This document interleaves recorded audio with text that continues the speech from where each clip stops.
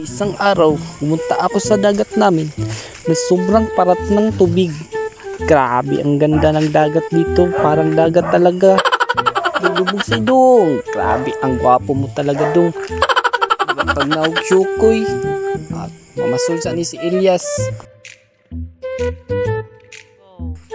At sa hindi inaasahan, nakakuha ako ng malaking isda. Laka, ano kaya ito? Dragon kaya ito? Grabe, ang tigas niyang birahin. Laka, mamsa. Grabe, ang laki, guys. Sarap to. Laka, grabe, ang laki ng huli ko. At hindi na ako naglugay. Ang ganda ng tama, stone shot. Patay agad ang isda. Patay sa taya.